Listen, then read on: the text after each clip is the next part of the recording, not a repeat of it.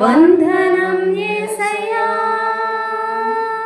వందనం యేసయ్యా, వందనం యేసయ్యా, నీవు చేసిన మేలకు నన్ను కావలి కాయి వారు మెలుకొని ఉండగా మీరు వేకునే లేచి చాలా రాత్రి అయిన తర్వాత పండుకొంచు కష్టార్జితమైన ఆహారము తెలుచున్నట్టే వ్యర్థమే. తన ప్రియులు నిద్రించుచుండగా ఆయన వారికి ఇచ్చుచున్నారు. కుమారులు యెహోవా అనుగ్రహించే స్వాస్థ్యము, గర్భఫలము ఆయన ఇచ్చే బహుమానమే. యవ్వన కాలముందు పుట్టిన కుమారులు బలవంతుని చేతులని బాణముల వంటి వారు. వారితో తన అంగులపడి నింపుకునే వాడు తండ్రి.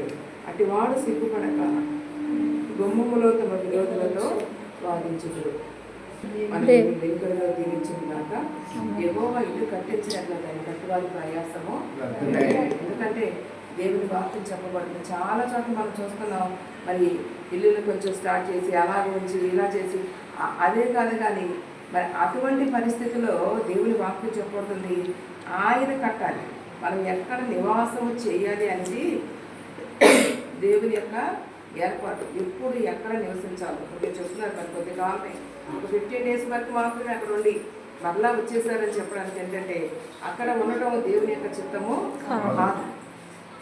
దేవుడు చెప్తున్న మాట ఏంటంటే యెహోవా ఇల్లు కట్టించని ఎడల దాన్ని కట్టువారి ప్రయాసము వ్యర్థమే. యెహోవా పట్టణమును కావలి కాయని ఎడల దాన్ని కావలి కాయ వారు ముడిపడి ఉండుట వ్యర్థమే. అయితే ఆయన కట్టకపోతే అది వ్యర్థము. కానీ మరి మనమైతే మనం ఎవరమై దేవుని యొక్క బిడ్డలం కాబట్టి మన పక్షంగా దేవుడు చెప్తున్న మాట ఏంటంటే తన ప్రియులు నిద్రించుచుండగా ఆయన వారికి ఇచ్చుచున్నారు. మనకి ఏమి కావాలో మన ఆలోచనకర్త, మన ప్రణాళిక ఆయనకు ఉంది కాబట్టి తల్లి గర్భంలో రూపొందించబడక వలిపే నీ జీవిత హిస్టరీ అంతా, నా జీవిత హిస్టరీ అంతా ఆయన ప్రణాళికలో ఉంది కాబట్టి ఆయన చెప్తున్న మాట ఏంటంటే తన ప్రియులు నిద్రించుచుండగా ఆయన వారికి ఇచ్చుచున్నాడు అని చెప్పి దేవుని వాక్యము తెలియజేయబడుతుంది. కుమారుడు యెహోవా అనుగ్రహించు స్వాస్థ్యం. ఇది చక్కగా మరి బిడ్డ వరకు ఆమె గర్భమందున బిడ్డ వరకు దేవుడు ఇచ్చినటువంటి వాగ్దానం అన్నమాట. గర్భఫలం అనేది భూమి మీద ఎన్ని కోట్ల రూపాయలు ఖర్చు పెట్టి ఎంతో మంది హాస్పిటల్ చుట్టూ అనాథలుగా తిరుగుతున్నారు, కానీ వారి కార్యాలు జరగట్ల. కానీ గర్భఫలం అనేది ఎవరిచ్చే బహుమానం అంటే దేవుడిచ్చేటువంటి గిఫ్ట్ అనమాట. దేవుడు మానవుని ప్రేమించి మానవునికి ఇచ్చేటువంటి గిఫ్ట్ అని చెప్పి దేవుని వాక్యం చెప్పబడుతుంది. యవ్వన కాలం ముందు పుట్టిన కుమారులు బలవంతుని చేతిలోని బాణముల వంటి వారు. ఇదిగో మరి మనం ఇక్కడ నివాసం చేస్తున్నామంటే అది కేవలం దేవుని యొక్క కృప మాత్రమే. ఎలాగ నివాసం చేస్తున్నాం? ఏదో ఈ కట్టడాలు కట్టిన దాన్ని బట్టి మనం నివాసం చేస్తున్నాం. ఈ కట్టడాల్లో కాదు, కానీ దేవుడు ఎక్కడ నివసిస్తాను అని అంటున్నాడంటే నీ నా హృదయాలలో నివసిస్తానని చెప్పి దేవుని వాక్యము తెలియజేయబడుతుంది. ఎందుకు దేవుడు నివసిస్తాడు అంటే దేవుడు అందరి హృదయాల్లో నివసించడంట. హెబ్రీయులకు రాసిన పత్రిక 3వ అధ్యాయాన్ని మనం పరిశీలిస్తే ఇందువలన పరలోకమందు పిలుపు పొందిన పరిశుద్ధ సహోదరులారా, మనం ఒప్పుకున్న దానిని అపోస్తలులను ప్రధాన యాజకుడిని యేసుక్రీస్తు మీద లక్ష్యం ఉంచాలి. మనం ఎవరి మీద లక్ష్యం ఉంచాలి? దేవుని మీద మనం లక్ష్యము ఉంచాలి. మన గురి, మన పరిస్థితి ఎటైనా ఎక్కడున్నా ఏమి చేసినా మనం ఏం చేయాలి?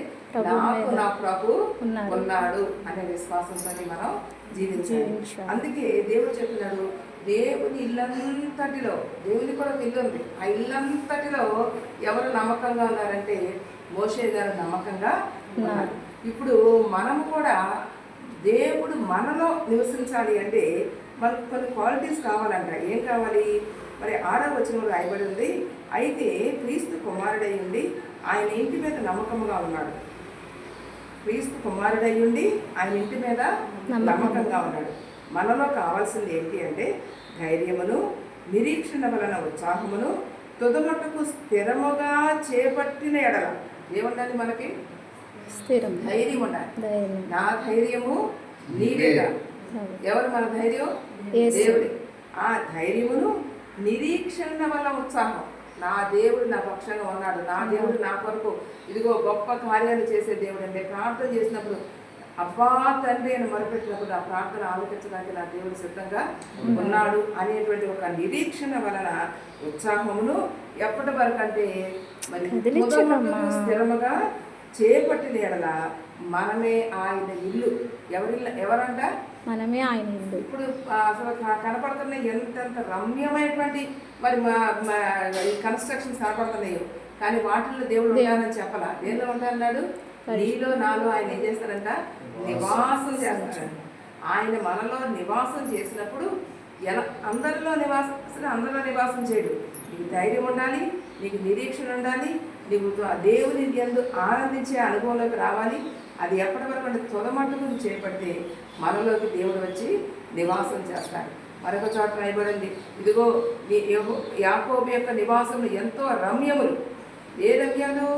పై రూపం చూసే రమ్యం కాదు. మన హృదయం ఎలా ఉండాలి? దేవునికి ఇష్టమైనదిగా ఉండాలి. దేవునికి ఇంపైనదిగా ఉంటే దేవుడు వచ్చి మనలో నివాసం చేస్తాడు. అంత మాత్రమే కాదు, నీతో కూడా ఉంటా అన్నాడు. అసలు ఇమ్మానుయేలు దేవుడు ఎందుకు ఈ లోకానికి వచ్చాడంటే నీతో కూడా నాతో కూడా మనం ఒంటరి వారం కాదు కాబట్టి మనం ఎన్నటన్నటికీ నా ప్రభు నాకున్నాడు అనే విశ్వాసం కలిగి ఉంటానికి ఆయన ఇమ్మానుయేలు దేవుడుగా ఈ లోకానికి వచ్చాడు. కాబట్టి ఈ గృహంలో దేవాది దేవుడు కాపురం ఉండుగాక. ప్రకటన గ్రంథంలో రాయబడి ఉంది, దేవుడు తన ప్రజలతో కాపురం ఉంటాడని చెప్పి దేవుని వాక్యము దేవునికి స్తోత్రం. ఆశీర్వదించుగాక. గట్టిగా చెప్పండి. ఆశీర్వాదం వచ్చినప్పుడు నోరు తెరవాలి.